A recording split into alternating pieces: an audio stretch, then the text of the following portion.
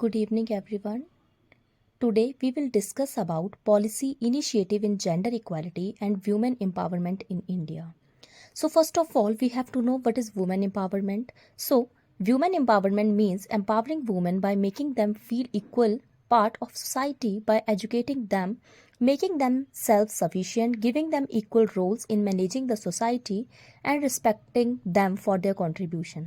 तो women empowerment का मतलब है कि हमें सोसाइटी में वुमेन को इक्वली फील करवाना है ताकि उन्हें ऐसा ना लगे कि हम उन्हें निगलेक्ट कर रहे हैं, और ये तभी होगा जब हम उन्हें जो है वो क्वालिटी एजुकेशन प्रोवाइड करवाएंगे, जिससे कि उन्हें अपने राइट्स और अपनी डिसीजन मेकिंग एबिलिटी का पता चलेगा. Second, the main motto of women empowerment is to ensure equality in society between males and females. जो वुमेन एम्पावरमेंट का मेन मोटिव है वो यही है कि हमने इक्वालिटी को प्रमोट करना है सोसाइटी में, ताकि यहाँ पे कोई भी डिस्क्रिमिनेशन ना हो. जो फीमेल्स हैं उन्हें अपने डिसीज़न लेने के लिए जो है वो सोचना ना पड़े, वो फ्री हों, वो एक मेल डोमिनेटिंग सोसाइटी के अंदर ना हो, वहाँ उन्हें इक्वली ट्रीट कराया जाए. अगर जो चीज़ गलत है वो उसके लिए बोल सकें कि हाँ ये चीज़ जो है वो गलत है. The empowerment of women has been recognized as the central issue in determining the status of women. जैसा कि हम जानते हैं कि जो वुमेन एजुकेशन है उसे हम बेसिक पिलर मानते हैं किसी भी नेशन और सोसाइटी की डेवलपमेंट के लिए. तो जब वुमेन जो है उसे हम एक अच्छी एजुकेशन प्रोवाइड करा पाएंगे तभी हमें पता चलेगा कि एक पर्टिकुलर सोसाइटी में उस वुमेन का क्या स्टेटस है. The National Commission for Women was set up by an Act of Parliament in 1990 to safeguard the rights and legal entitlement of women. 1990 में पार्लियामेंट के एक एक्ट के under the national commission for women बना, जिसमें women के rights के बारे में बताया गया है ना, कि वुमेन जो है उसके लिए क्या क्या स्पेशल राइट्स हैं, एजुकेशन के रिगार्डिंग क्या है, अगर उसे सेक्सुअली हरास किया जा रहा है तो उसके लिए वो क्या कर सकती है एंड ऑल. अब नेक्स्ट है नीड फॉर वुमेन एम्पावरमेंट, कि हमें ज़रूरत क्यों पड़ी वुमेन को एम्पावर करने की. तो फर्स्ट है recognizing that women are equally intelligent, ताकि हम सोसाइटी में ये चीज़ जो है वो पता कर सकें कि जो वुमेन है वो भी उतनी ही इंटेलिजेंट है जितना कि एक मैन है. जर्नली देखा जाए तो पहले मेल डोमिनेटिंग सोसाइटीज़ हुआ करती थी. जो फीमेल्स थी उन्हें घर के कोई भी काम या फिर कोई भी डिसीज़न लेने की छूट नहीं हुआ करती थी, पर आज के टाइम में ऐसा नहीं है. जो वुमेन है अगर उसे लगता है कि ये चीज़ मेरे लिए ठीक है then she will take decision about it. Second, to promote an overall development of the society. जैसा कि मैंने ऊपर भी बताया कि जो वुमेन है वो एक बेसिक पिलर है किसी भी सोसाइटी और नेशन की डेवलपमेंट के लिए. To grant women economic independence, ताकि जो वुमेन है वो फाइनेंशियली इंडिपेंडेंट हो सके, ताकि उसके साथ कोई भी किसी भी टाइप का कोई वायलेंस ना हो, वो सेक्सुअली हरास ना हो and all. To reduce scope of domestic violence and sexual exploitation. To get rid of poverty, क्योंकि अगर फीमेल्स जो हैं वो एजुकेटेड होंगी तो ऑब्वियसली वो सेल्फ डिपेंडेंट होंगी और एक अच्छे नेशन की डेवलपमेंट करेंगी, तो वहाँ पे पॉवर्टी की बात तो आएगी नहीं. टू फैसिलिटेट नेशनल डेवलपमेंट, ये जो सारे पॉइंट हैं ये आपके ऊपर वाले जो वुमेन एम्पावरमेंट की इंट्रोडक्शन है उसी से कोरिलेट कर रहे हैं. अब नेक्स्ट है वेज टू एम्पावर वुमेन, कि हम कैसे एम्पावर कर सकते हैं. First of all education provide करवाएंगे, उन्हें क्वालिटी एजुकेशन देनी पड़ेगी.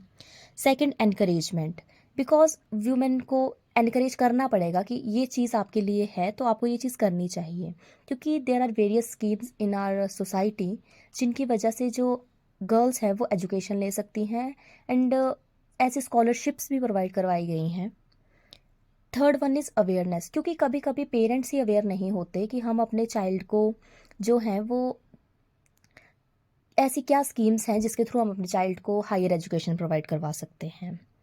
Fourth one is self employment, क्योंकि अच्छी एजुकेशन होगी, जैसे कि आजकल स्किल इंडिया चल रहा है, तो वेरियस स्किल्स डेवलपमेंट होंगी, तो जो वुमेन है उससे एम्पावर होके फाइनेंशियली इंडिपेंडेंट होगी.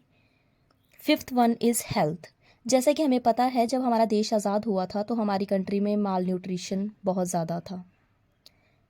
जो लड़कियां थी वो कुपोषण का शिकार थी, क्योंकि उन्हें पढ़ाया नहीं जाता था। सब ये सोचते थे कि लड़कियों की शादी करके इन्होंने करना ही क्या है, घर ही संभालना है। तो हेल्थ जो है वो बहुत इम्पॉर्टेंट है, जिस मतलब एक वी कैन से, अगर हम वुमेन को पिलर ऑफ सोसाइटी मान रहे हैं तो जो हेल्थ है वो उसका बेसिक यूनिट है।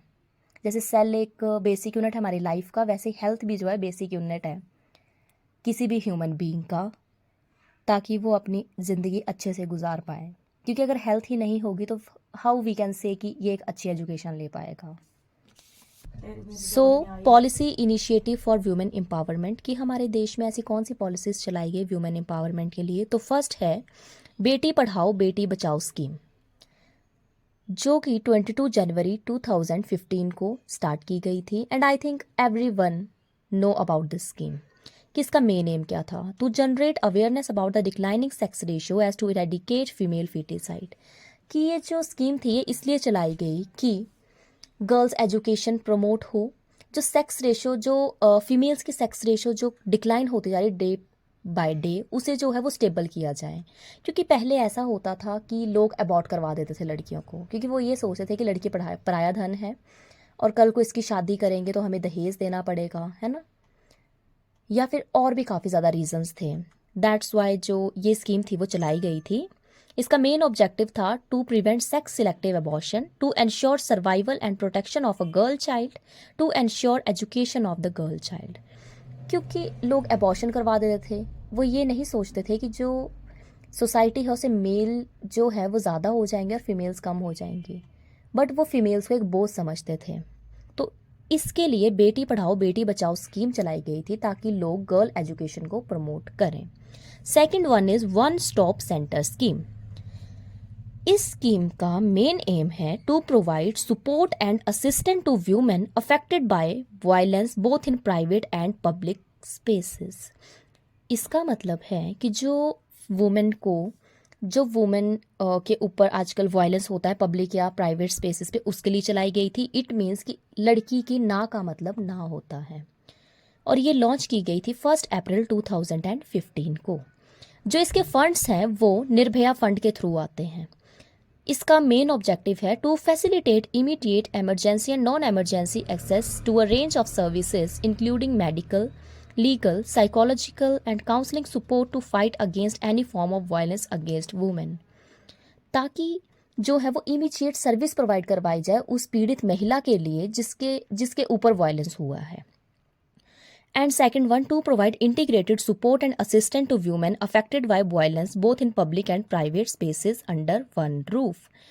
हमें जो है वो फीमेल को सपोर्ट भी प्रोवाइड करवाना है जब उसके साथ कुछ ऐसी उत्पीड़ना हुई है। Third one is women helpline scheme. जैसे कि इसका नाम ही बता रहा है कि ये जो स्कीम है ये एमरजेंसी कॉल के लिए वी कैन से, जैसे हमारे फ़ोन में भी होता है इमरजेंसी कॉल, तो ये जो है ये भी एक वुमेन हेल्पलाइन नंबर होगा यहाँ पे, जिस जो 24 आवर्स जो है वो एक्टिव रहेगा, जिसमें वुमेन को इमीडिएट रिस्पॉन्स दे दिया जाएगा जब वो वायलेंस से अफेक्ट हो रही है। और ये लॉन्च हुई थी 1 अप्रैल 2015 को। इसका ऑब्जेक्टिव था to provide toll free 24 hours telecom services to female affected by violence seeking support and information. इसमें हमने वुमेन को 24 आवर्स की फैसिलिटी प्रोवाइड करवाई है, जिसमें वो अपनी प्रॉब्लम्स को जो है वो बता सकती है कि उसके साथ घर पे ये चीज़ होती है। और to provide information about the appropriate support services government schemes available to women affected by violence. और इसी नंबर के थ्रू जो है वो वेरियस स्कीम के बारे में बताया जाएगा कि अगर किसी महिला के साथ ऐसी प्रकार की कोई उत्पीड़ना हो रही है तो उसके लिए क्या वेरियस स्कीम्स हैं और क्या सर्विसेज हैं। Fourth one is working women hostel. इसका मेन एम है कि safe and affordable hostel provide करवाने हैं वुमेन को, ताकि अगर उन्हें घर से बाहर दूर जॉब करने के लिए जाना पड़ रहा है तो वहाँ पे उन्हें अकोमोडेशन के लिए कोई दिक्कत ना हो। यहाँ पे उन्हें जो है वो safe and convenience located accommodation provide करवाई जाएगी और डे केयर फैसिलिटी भी प्रोवाइड कराई जाएगी उनके बच्चों के लिए, ताकि वो जो हैं वो इंडिपेंडेंट बन सके और उन्हें किसी के ऊपर डिपेंड ना होना पड़े। और ये जो है ये जो स्कीम है ये अवेलेबल है अर्बन एरिया में, सेमी अर्बन एरिया और रूरल एरियाज़ में भी है जहाँ एम्प्लॉयमेंट जो है वो एग्जिस्ट करती है। फिफ्थ वन इज स्टेप, जिसकी फुल फॉर्म है support to training and employment programme for women. It means to make a significant impact on a women by upgrading skills. यहाँ पे हम जो है वुमेन की स्किल्स की डेवलपमेंट के बारे में बात करती। कुछ ऐसे प्रोग्राम चलाए जाते हैं जिसमें वुमेन में हम उन्हें ट्रेनिंग देते हैं और जिसकी वजह से वो एम्प्लॉयमेंट कंडीशंस में कैसे काम करेंगी या फिर उनके लिए कैसी कंडीशन होनी चाहिए, ये सब चीज़ें जो है वो स्टेप के अंदर देखी जाती हैं। मतलब फर्स्ट ऑफ ऑल उनमें हम स्किल्स जो है वो ऐसे डेवलप करेंगे जिससे वो सेल्फ डिपेंडेंट हो सके, और सेकंड वन इज़ कि वो ट्रेनिंग को भी इम्प्रूव करे और ये भी देखे कि कौन से वर्क एरिया में जो वुमेन है वो काम कर रही है। इसका ऑब्जेक्टिव है to provide training for skill upgrading and to enable group of women to take up employment cum income generation programme, ताकि जो महिलाएं हैं वो कुछ ऐसी स्किल्स सीखें जिनकी वजह से उनकी आय में बढ़ोतरी हो, मतलब वो खुद पैसे कमा सकें। सिक्स्थ इज स्वधार गृह scheme, aim to provide temporary accommodation, maintenance and rehabilitative service to women and girls rendered homeless due to family discord, crime, violence, mental stress, etc. स्वधार गृह स्कीम में जो है वो अकोमोडेशन प्रोवाइड करवाई जाती है ऐसी लड़कियों को जो होमलेस है, मतलब उनके पास घर नहीं है किसी भी रीज़न की वजह से। ठीक है, और ये लॉन्च हुई थी 2001 में। इसका मेन ऑब्जेक्टिव था to cater the primary need of shelter, food, clothing, medical treatment and care of women. क्योंकि हर एक पर्सन की एक प्राइमरी नीड होती है जो हमें फुलफिल करनी ही है, मतलब रोटी, कपड़ा और मकान, वो जो है वो इस स्कीम के अंदर होता है। And second, enable them to regain their emotional strength, मतलब वो खुद को इतना वीक महसूस ना करें कि वो अपने आप को ऐसा ना समझे कि हम लाचार हैं, हम कुछ नहीं कर सकते। इस स्कीम के अंतर्गत उन्हें अकोमोडेशन प्रोवाइड कराई जाएगी, उनकी काउंसलिंग भी होगी जिससे हम उनकी इमोशनल स्ट्रेंथ को गेन कर सकें ताकि वो दोबारा से अपनी ज़िंदगी वैसे ही जी सके जैसे वो जीना चाहती थी। Next one is Rajiv Gandhi national creche scheme. इस स्कीम में ये स्कीम थी वर्किंग वुमेन के लिए जिनके छोटे छोटे बच्चे थे या फिर जो स्कूल जाते थे और उनके पास कोई ऐसी फैसिलिटी नहीं थी कि वो बच्चों को कहाँ रखें। तो कुछ ऐसी कंडीशंस भी होती हैं जिसमें फिर इन लॉज बोलते हैं कि या तो आप जॉब छोड़ दीजिए, है ना, फिर आप बच्चों को देख लीजिए। तो ये स्कीम उनके लिए चलाई गई थी जिसमें वुमेन को बाहर जाके जॉब करनी पड़ती है और उनके बच्चों को कौन देखेगा। तो 2012 में लॉन्च हुई थी। इसका मेन एम था कि नर्सरी प्रोवाइड करवाना बेबीज़ को और यंग चिल्ड्रंस को जो स्कूल जाते हैं डे केयर फैसिलिटी में, ताकि उनके जो पेरेंट्स हैं और वी कैन से मदर है वो जॉब करके जब उनकी जॉब ख़त्म होती है तो अपने बच्चे को वहाँ से घर ले जा सके। हम ये बोल सकते हैं आंगनवाड़ी टाइप ही है ये भी। एट्थ वन इज प्रधानमंत्री मातृ वंदना योजना। इस स्कीम के बारे में भी सभी को पता होगा कि ये जो स्कीम थी ये जो प्रेग्नेंट वुमेन्स थी उनके लिए शुरू की गई थी कि उसमें उन्हें जो है वो पैसे दिए जाते हैं किश्तों में ₹5000 डिलीवरी के लिए, ताकि जो है वो रेस्ट कर सकें बिफोर एंड आफ्टर डिलीवरी और बच्चों में माल न्यूट्रिशन की कोई दिक्कत ना आए। ठीक है, और ये जो था एक अच्छा स्टेप था ताकि जो वुमेन है उन्हें अपनी प्रेगनेंसी टाइम में काम ना करना पड़े, क्योंकि ऑब्वियसली कि जो लेडीज़ हैं कोई कोई सिंगल मदर भी होती हैं तो उन्हें काम करना पड़ेगा इस कंडीशन में कि हम अपने बच्चे की देखभाल कैसे करेंगे एंड ऑल। तो फिर उसके लिए जो है हमारी सरकार जो है फ़ंड प्रोवाइड करवाती है मदर को ताकि वो अपनी दवाइयाँ टाइम टू टाइम ले सके और जो बच्चा है उसमें माल न्यूट्रिशन की कोई दिक्कत ना आए। नाइन्थ है महिला ई हाथ। इसका एम था to strengthen financial inclusion of women entrepreneurs in the economy by providing continuous support to their creativity.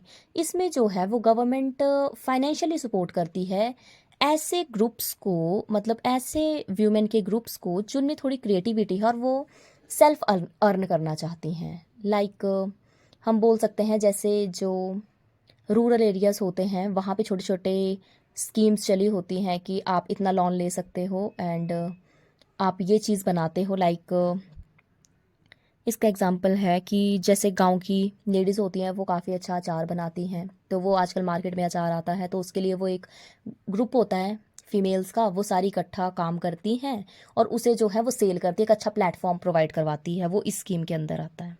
Object ये लॉन्च हुई थी 7 मार्च 2016 में। इसका मेन ऑब्जेक्टिव था to act as catalyst by providing a web based marketing platform to the women entrepreneurs to directly sell their product. जैसे कि मैंने पहले भी बताया कि ये एक प्लेटफॉर्म प्रोवाइड करवाती हैं फीमेल्स को, ताकि वो अपने प्रोडक्ट को जो है डायरेक्टली जो है वो सेल कर सकें, ताकि जो पहले ऐसा होता किसी के थ्रू करवाएंगे तो वो भी थोड़ा कमीशन खाएगा, तो यहाँ जब वो डायरेक्टली कर पाएंगे तो सारी अर्निंग उन्हें ही होगी। और ये जो है वो सपोर्ट करता है make in India through online marketing platform.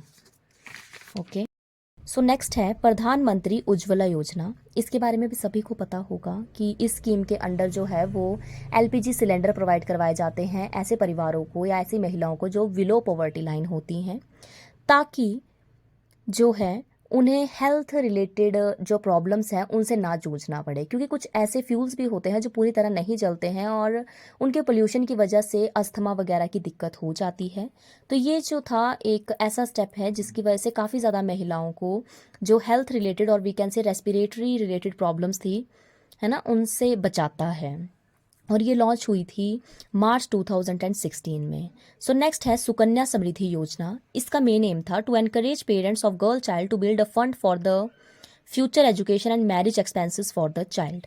इसमें जो है वो बात की गई है कि जो गर्ल चाइल्ड है उसके लिए जो पेरेंट्स है वो छोटा छोटा फंड इकट्ठा करते रहे महीने की किस्त, ताकि वो जो है इन फ्यूचर काम आए, उसके एजुकेशन के लिए, उसकी मैरिज के लिए, है ना। इसका ऑब्जेक्टिव था to ensure the financial independence of women by encouraging them to invest in a saving scheme that would enable them to fulfil their long term life goals and dream like higher education etcetera. ये मैंने ऊपर भी बता दिया कि financially independent बनाना है हमने women को, तभी ये सारी स्कीम्स जो हैं वो शुरू की गई हैं और ये लॉन्च हुई थी जनवरी 2015 में। Next one is she box portal. इसका एम था it aims to provide speedier remedy to women facing sexual harassment at work place. ये एक ऐसा प्लेटफॉर्म है जिसमें जो फीमेल है वो अपनी शिकायत दर्ज करवा सकती है अगर उसके साथ वर्क प्लेस में कोई सेक्सुअल हैरासमेंट हो रही है। और ये लॉन्च हुई थी 2018 में, है ना। और इसका ऑब्जेक्टिव था कि ये जो है इसमें कंप्लेंट्स आएंगी इस पोर्टल में और इन कंप्लेंट्स का जल्द से जल्द जो है वो इसके ऊपर एक्शन लिया जाएगा, whether it is a centre authority और अ स्टेट अथॉरिटी। मतलब अगर आज ये कंप्लेंट दर्ज कर दी गई है, जितनी जल्दी हो सके जो सरकार है उसको इसके ऊपर एक्शन लेना पड़ेगा।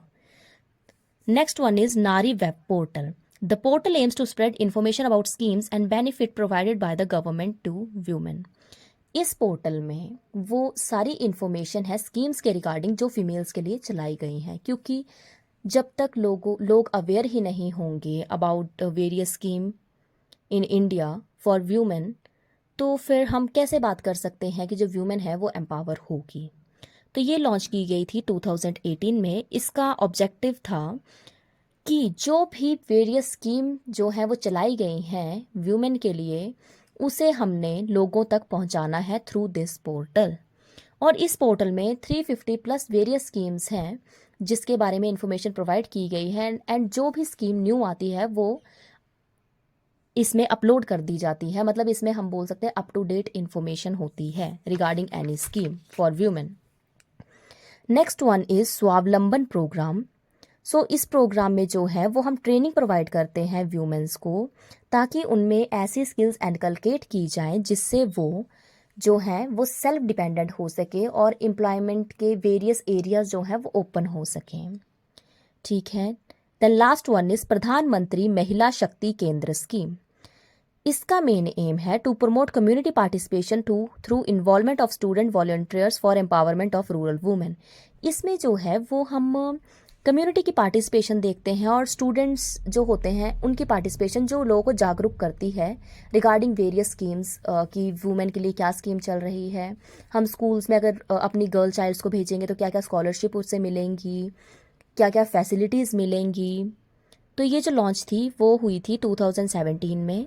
तो इसका मेन ऑब्जेक्टिव था the main purpose of this scheme is to enhance women equality of life starting from saving and surviving of girl child there primary as well as secondary education. इसका main aim था कि हमने जो women की life की quality है उसे increase करना है, उन्हें बचाने से लेकर उन्हें पढ़ाने तक की ओर लेकर जाना है ताकि उनकी प्राइमरी और सेकेंडरी एजुकेशन जो है वो पूरी हो सके।